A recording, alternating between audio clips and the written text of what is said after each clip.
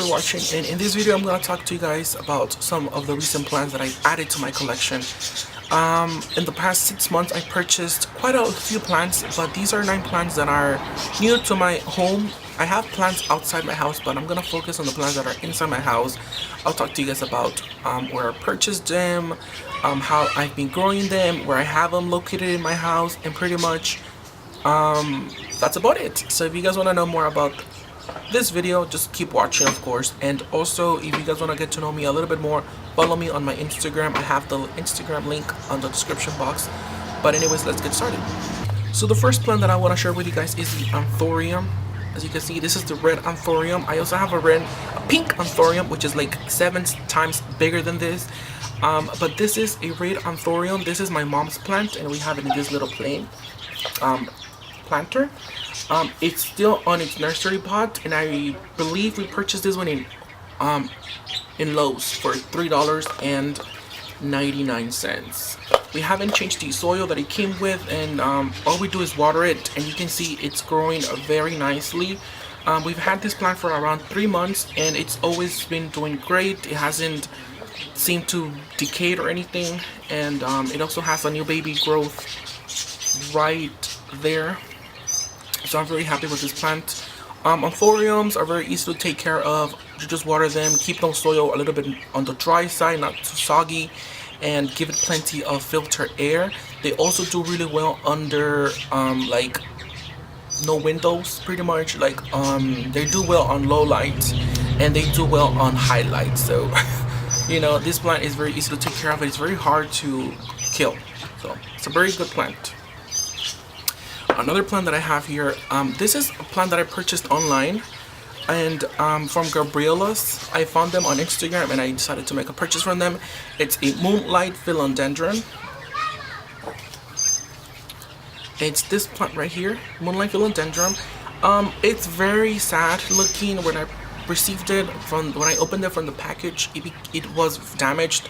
Like 3 of its biggest leaves were cut in pieces, so I was like very disappointed.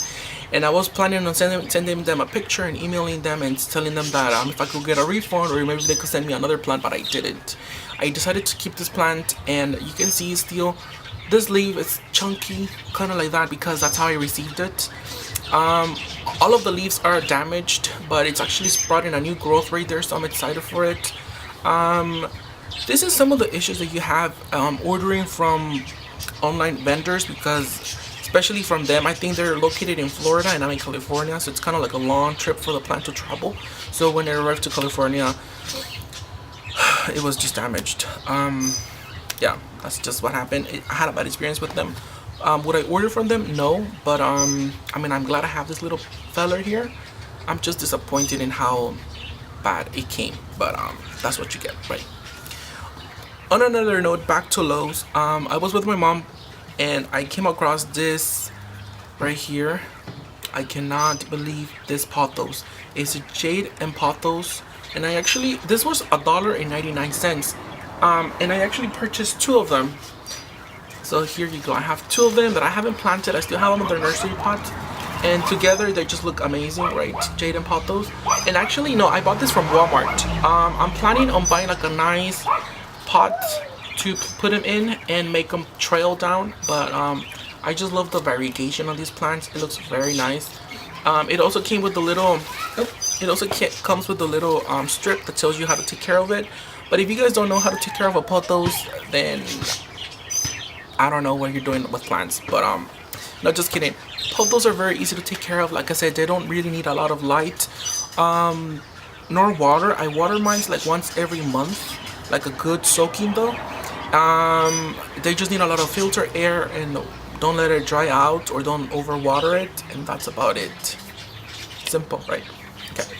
Another plant that I have here that I want to share with you guys is one of my favorites is Rana Verde Peperomia. I just love the way it looks. The shape and the texture, the pattern on the leaf makes it look like a reptile, like a frog, which is where it gets its name, Rana Verde. The stems are red and purpley, but the plant is very hard. It's kind of like a semi-succulent when you touch the leaves. They feel very bumpy and scaly and very hard and robust. But yeah, I just love this plant. It's such a nice green color, and it's one of my favorites for some reason. It's very easy to take care of. I have it next to my living room window, the southwest window, and I have it next to a humidifier, so it's always getting humidity, and I don't water it as much. I also give this plant filter water, like water that I drink, because if you give it water that's like distilled water or stuff like that, it just becomes very maybe the chlorine can pop out on the leaves and it will take away from the green color. It will look a little bit splotchy, so be careful with watering peperomias. Try to give them filtered water. This was the one that I got in Lowe's. I was cruising the aisle of plants like always, and I cut a little piece of a huge marbled pothos, and this is the one I have. It's very similar to the Jaden pothos, but it's a marble golden pothos. I've had it in water and it hasn't rooted anything at all. You guys can see it. It hasn't given me any roots, but it did sprouted a new leaf, as you guys can see right here, but it hasn't given me any root. So I'm a little bit like concerned, but anyways, I'm still gonna keep it here and see how it does. So when I made my video on the Alocasia Frederick and the Alocasia Black Velvet, I said that it looks similar to this, but this is the basic Amazonica plant. I purchased this plant at a grocery store. I was getting some groceries and I was in shock when I saw this plant. This is a Amazonica, or the Poly Alocasia, very common to find anywhere. And I was in shock because this plant can go up to $14, but I got it for $6, and I'm like, what? So yes, this is a Alocasia Amazonica, and it's very easy to take care of. Also, just give it nice and a lot of humidity and water, and that's all it needs. It doesn't need bright light. It doesn't need any attention other than water, and keep the soil moist, or not too soggy, and humidity. That's all it needs. The second to last plant that I have that I want to share with you guys is this one right here. I don't know the name of. I know it's a philodendron, and I don't know if you guys can see right here. It's a cut. It has a little split right there. But this is a philodendron. I'm not sure what kind of philodendron it is. It's curly from the edges, and it's actually split in from the middle. So it's kind of like a split leaf philodendron with like curly edges. I'm not sure. Maybe I have a baby and it's gonna mature into like a different plant. But I'm very happy with this plant. I've only watered it twice, and I've had it for like about a month and a half, maybe going on 2 months, and it's given me a lot of new growth. It's very tall. Some of the leaves are taller than the rest, as you guys can see. And I have it in this pot, which I love it. So if you guys know what kind of plant this is, send me a comment below, because I don't know. I'm like, what is it? I don't know. If you tell me, I don't know. The last plant that I have that I want to share with you guys is my Maranta plant, which is the one that I'm having the most issues with. I thought I was going to do not as good as I'm doing right now, but because I've had this plant before, not this particular one, but I've had another Maranta, and I killed it within 6 months. And this one I've had for like 3 months, and it's doing really nice. It's also giving me new growth. And let me show you guys the plant. I guess here you go. This is my Maranta, or the prayer plant. As you can see, some of the tips of the plant are a little bit burnt and a little bit damaged. So this plant right here, I have it next to a humidifier. I have it on the floor because it doesn't like a lot of light. It likes darkness.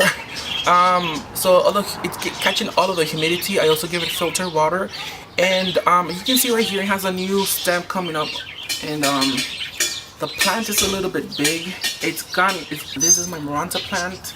I mean, I think I'm doing a good job because it is doing really good. So I'm thinking that I'm gonna probably transplant it to some other area in my house so that it could, do a little bit better. But for now, I'm happy with it, and I think I'm doing a good job with this plant.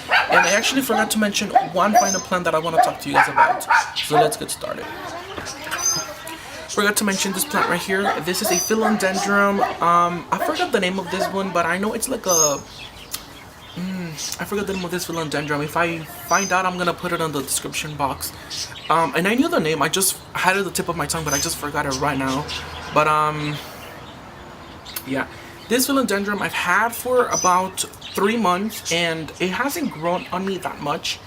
I'm thinking that I'm gonna probably move it to another plant or another planter because it's just not doing good, or maybe put it outside on my garden where it gets more light because it's just not growing. I really like the pattern on the leaves. You guys can see this is becoming more of a common plant. It used to be a little bit more on the rare side, uncommon, but now it's becoming very common. And yeah, just forgot to mention this plant, but I really do like it. It's actually one of my favorites. But that's it, guys. This is it for my video, and if you guys have any questions, if you guys have any comments in general, just comment down below. And yeah, thank you guys for watching, and I'll see you guys on the next one.